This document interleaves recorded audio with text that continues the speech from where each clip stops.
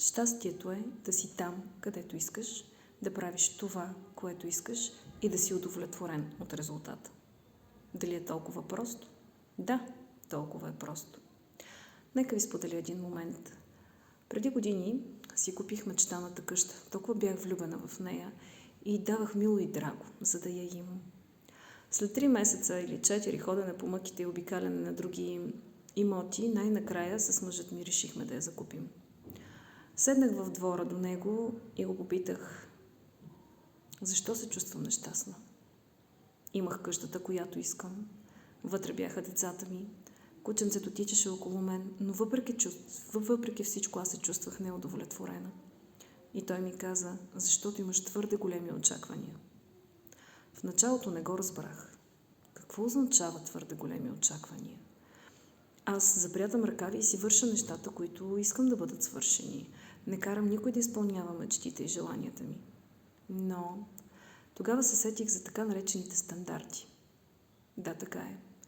Аз не харесвам мястото, на което се намирам. Може би не харесвам и нещата, които имам.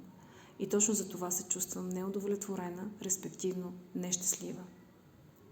И когато аз придобия нещата, които искам, и се чувствам комфортно на мястото, на което съм, аз ще изпитам удовлетворение и щастие. Тези условия, които поставям пред себе си, могат да бъдат препъни камъни. Спомням си, преди години си говорих с една жена, съвсем случайно, не я познавам. И коментирах, че искам да отида не знам къде, да правя не знам какво, но знам, че там ще бъда щастлива. И тя ми каза: не, космосът е вътре в нас. Така че щастието не започва отвън навътре. Щастието започва отвътре навън.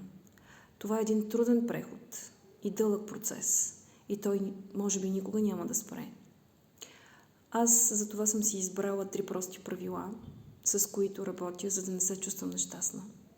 Макар че нещата в момента не ми се получават. Това не ме кара да се чувствам нещастна. Това ме кара да се чувствам притеснена или да продължа да търся допълнителна информация, да натрупам още знания или просто да действам, за да се получи опита. Моите 3 прости правила е да бъда благодарна за това, което съм постигнала до момента, да живея тук и сега. Да, сега за сега това са нещата, но сега за сега. И да не спирам да мечтая. Това са 3 неща, които ме държат над водата. Кои са твоите? Сподели ми в коментар.